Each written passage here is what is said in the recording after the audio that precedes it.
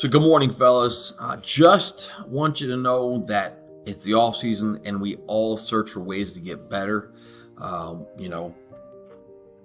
You guys are sending me information on a regular about different plays and nuances that you believe would work and fit well in our program for the season. And coaches are doing the same thing. I'm constantly doing that, going to clinics, researching on social media, going to coaches that do certain things and trying to learn a little bit more about what we can do. Because, as a coach and a mentor, as a player, we can control the controllables by going out there and trying to learn as much as we can to be out in front of whatever opposition we might face. And so sometimes, though, I have to remind myself it's best to control the controllables, to focus on controlling on the controllables. And so last night, just by chance, something hit me, and it caused me to want to reflect a little bit deeper on some things that I always think about. And so I reached out to a coach. And this is the conversation, and this is why I reached out to him, and this is the result and conclusion that came of it. And hopefully it's beneficial to you. It certainly maybe gives you a perspective on to see things, because this coach is a different region of the nation. So here we go.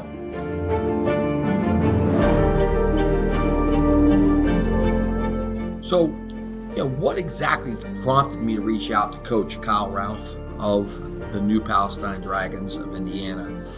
Real quick, some background. I came into contact with him years ago, I think the 2018 season, maybe following that season, 19, I forget when it was exactly. And we had a good year, and it was New Year's, and I'm watching replays of state championship games, high school state championship games throughout the nation, and I'm watching this school from Indiana in red and white, and they were down by 28, 35 points or something at halftime. It was ridiculous in the state championship at Indiana. And I'm looking at their team, and I'm like, okay, they're a team that's built up a lot of hardworking young men, and they're playing hard. They're doing some things fundamentally. They're just really sound, and they're not imploding. They're just playing very steady, consistent. The other team, chock full of stud athletes. You could see they could run, they could jump, just a lot of playmakers. Second half became a barn burner, and long story short of it, it was a high-scoring game. Both teams scored in the 50s, but New Pal came out on top, and I was just blown away. I was so impressed by the second half, and I just watched these kids just stay the course.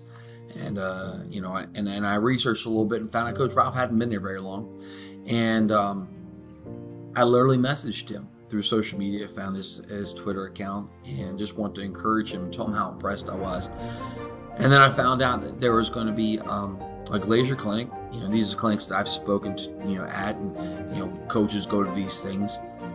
Or it's just a conclave of a lot of coaches that come together, and you're speakers, and you learn football and all the ins and outs of football programming, lifting and training, and leadership, so forth, so on.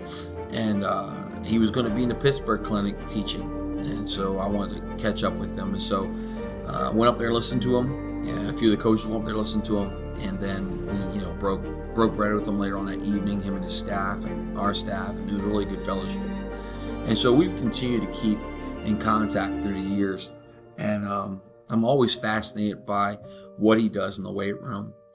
And, you can see there in this image, the picture of their state championship trophy. And that's one of many that they've gotten in recent years. Coach Ralph has a similar background than me. He played in college, but he has a degree in exercise science. And he was actually, believe it or not, a player at North Carolina while I was a coach at Maryland. And so it's kind of cool how this thing comes full circles. And so what prompted me to reach out to him? Well, first off, I've always wondered what is the reasons behind our gains. They're not necessarily reaching the level I would expect as a whole in the weight room. And that's comparing to the data that I understand and know in places where I've been before. And then, we all see social media posts of others in their off-season progress. And, you sometimes have to compare, okay, what are those guys doing over there? And, how much of that's hype, how much of it's, not really true. Sometimes videos don't lie. And then, yesterday I had a great opportunity, a visit from Coach Niana Malatulua from the Naval Academy, who stopped by the weight room yesterday. Ironically, he's a son of Coach Ken Nuamapatulua, who used to coach at Navy, and I was at Navy a couple times just researching their stuff, and so it's just cool how it comes full circle. But he came unannounced, stopped by the weight room to see us yesterday, and of course our numbers were relatively light, and I know we had some guys at Powder Puff, but we're still relatively light in comparison to the number of players that we'll have in the fall. And then of course I saw Coach Ralph's post yesterday about their updated lifting boards, and so that really was like, I gotta reach out to Coach Ralph and figure out what's going on. And I think when you see these boards, they're going to speak for themselves. So let's go to the images. So you go in here and you can see, this is the new updated board. They have two boards. They got this board here, which is for the male athletes. They have a board for the female athletes. The male athletes are broken down based upon weight classes. The female athletes are based upon class. And so he put them up there and uses his motivation. And I think they update them once a year. I'm not sure. Maybe they do it semesterized. I'm not sure. But I know it's hard to read this, so I'm going to go ahead and get a little closer. So, you look at the first group of 10 for bench, squat, clean, and the total lifts. And these are kids who are 185 pounds or less. This could be a senior, but he's benching 360 and weighs 185 pounds or less. The 10th guy is benching 300. So that's 10 guys who are above 300. Squatting, I know that they're a parallel squat team. You can go to his Twitter account and you can see videos of these kids doing this stuff. Power cleans, same way. Power cleans, you can't even fake it. Like either you get it or you don't. But their top squatter, 185 pounds or less, is 530, and their lowest is 430. And then you have again the power clean. Highest power clean is 320. The lowest is 275. And you see lifting totals. And this goes down. You can kind of put this video on pause if you want and kind of stare down and look at the other weight classes. So the combo players, if you will, are middle guys, 186 to 220. You're looking at the top bencher at 370. The mid, lowest is 315 to 10. Top 10. He's taking the top 10 because trust me, you have more than 10 people training in the weight room, 30 if you will, for 10 each class. But top squatter 560, lowest 485. Top power cleaner 315, lowest 285. Okay, pretty significant. And then you go to the bigs, and you can see their top bench is 455. Lowest bench is 385. Top squat 660. Lowest squat 550. Top power clean 345. Lowest 295. And those are significant. And so that like, wow, I got to reach out to him. I've reached out to him before, reached out to a lot of coaches, but this struck me. Like, I gotta get to him and figure out what's going on. So this spawned a conversation through via text last night. So I'll go to that. And what I'm going to do is just go through and read the text so I can give you context of what it's meant. So here's our conversation last night as I tried to figure out where I need to improve as a coach, mentor, and leader. So CS is me. I said, Coach, your numbers on weight are legit. Can you answer a couple questions? He, of course, gets right back to me, says, sure. And of course, I felt bad because I was so quick to just reach out to him. I didn't even ask him how he's doing. And he laughed and he said, I'm good, Coach. How are you? And of course, my next question is, I'm doing well. So I assume you are a coach that runs a conventional periodized program that emphasizes on triple extension movements. I asked that because we've had conversations about this in the past, and we're pretty much in the same alignment in what we do. And when you post numbers of bench, power clean, and squat, and total lifts, you can kind of get an idea that, he's probably lifting with the same type of philosophy that we lift with. But I want to make sure. Of course, he says, yep. I said, so my next question was, so how long do you train them and how many days a week? This wasn't a surprise, this next answer. He says 4 days a week, and I've had a 4-day model, which basically takes our Monday and Tuesday and does it as we do it.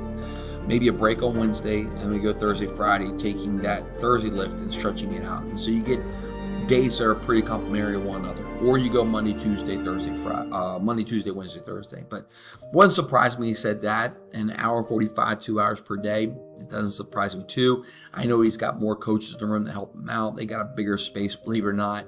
And they get kids in and out pretty quick. And so I asked him, how do you split the body groups? I assume you train each muscle group twice a week and have some type of Olympic movements each day. And Coach Ralph's response is Monday, Thursday is their upper and push. So upper body, that's shoulders, right? That's your arms, and pushing, right? Pushing. Tuesday and Friday is their lower, pull, Olympic day. So that's where they're working their legs and they're doing their pulls, right? Pulls, and then their curls, and then their Olympic lifts. So just as I thought, they're doing exactly the same type of body breakdowns we're doing. The only thing difference is they're taking their Thursday and they're separating it into 2 days, and they're getting a Wednesday split. They like that. So it would be just us taking our Monday and Tuesday. It would just take our Monday and Tuesday, getting a break on Wednesday, and then going Thursday, Friday, taking that Thursday and split Friday, like I said before. And then I asked him, how many cycles do you have? I asked him, how many cycles do you have? I know it seems odd to ask that, but we always have done 4 to work around our sports seasons. So we have a season in winter, as you guys understand now. And then we have our spring, March and April, May, and then we do our preseason, June, July. But how long are your mesocycles and microcycles inside of them? So that's asking him, because when you're at college, when I was at college in Maryland, we had an in-season program that would basically start in August and go through December, and we have a small break, and then we'd have our postseason training program at Maryland, and then we'd have our preseason. So it was 3 cycles. So I wanted to ask him about him. And his response was essentially start of the school to the end of the season is 1, the end of the season, in season until mid-February. And then you go mid-February to mid-May to end of July. So that's, pretty much on par with us, a little different than us. But the reason why he can do that and not pick it up on specific landmarks like we do with the starts and stops of our seasons is because their school year is a little different, and they start spring sports a little earlier. And number 2, their kids, you'll find this out later on, whether they're playing a sport or not, they're full and committed, and they're in the weight room all year long. So he doesn't have to necessarily work around the schedule. Now, I'm not saying that they don't play other sports. They do. They come in before practices, they come in after, or they get lifts during the school that work around his program. So that's that. So you're kind of getting the gist of this so far that, I'm feeling like, if I'm not mistaken, you can correct me if I'm wrong, that what we're doing is very close to what they're doing. And I said, okay. So far, the only difference is we train 3 days a week, Mondays, chest, shoulder, tries. And so I go through that, right? You guys can see that. And I kind of highlight the type of things that we do during hypertrophy training, which is the initial part during December, the initial part that we did during March and April, with a number of repetitions we put on the upper body and lower body, and the reason why we do that, which of course he knew, but I was just trying to give him an example and context of what we do. And then, of course, then we transition to our base building strength phase for 3-4 weeks.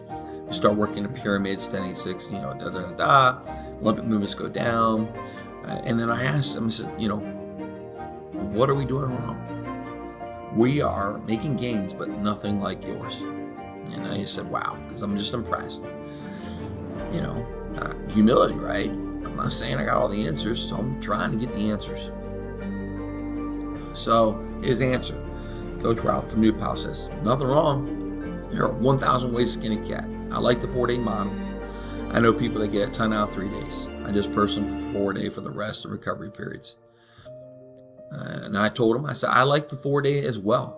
But we go 3 because it's a strain getting the kids to be here consistently for all 4 days. Travel, rides, training after school, it becomes tough. If our kids are with us, 85% of the lifts prescribed over the 3-year leading into their senior year. We average 150-pound increase on bench, 160 on power clean, 215 on squat. This means a kid comes in benching 135, power clean 145, squatting 215. Then going into their senior season, it looks like they'll be doing 285, 305, 430. Again, nowhere near your kids. And that's taken 10 weeks for the 8th grade programmers in the spring to learn and grow some. Now, our consistent numbers are low in the weight room because we have so many that are playing sports, and we only have 570 males in the building, so our pool to pull from is small. We carry 75 in our program between the JV and varsity combined, and I preach nutrition, and even do online sessions with kids and parents with video tutorials, prepare to educate them on nutrition, because that is an issue for many of our players for a few reasons. But how should I be getting better gains? How could I get better gains? His answer: you have more players than us too. We have maybe 80 from 9 to 12 usually, maybe 85. A lot of our kids take it seriously. Attendance for the team last season was 97%. They show up, they work hard. We do a lot to push them. And then I said, I thought you guys were a big school. We're a small school here. We have 1,075 students. Then I asked them, do your multiple sports students lift before school, in class, or after practice? And I asked them, I am the alt ed teacher, because even though I have a kinesiology degree and certified CSCS, we don't have block scheduling, so our kids will only get to lift for 35 minutes after changing and then going back into the locker room. And then I asked them again, how strong do your kids come in at as 8th graders? And then I said, to preface something I said earlier to make sure you understood me, so 75 in our program team, but we don't get more than about 25 per lift session on average. But there's 20 that I would say come consistently. Again, transportation after school is one of the issues that maybe deters kids from being there. Then I said to him, realizing how late it was last night, as the draft was going to stuff, I said, Coach, it's getting late for you. I'll catch up with you tomorrow. Sorry for taking up so much of your time. I lost track of time. My apologies. So I went to sleep on that. And not to my surprise, first thing in the morning, Coach reaches out to me, and Coach, Ralph says, I fell asleep watching draft last night, so I'm sorry.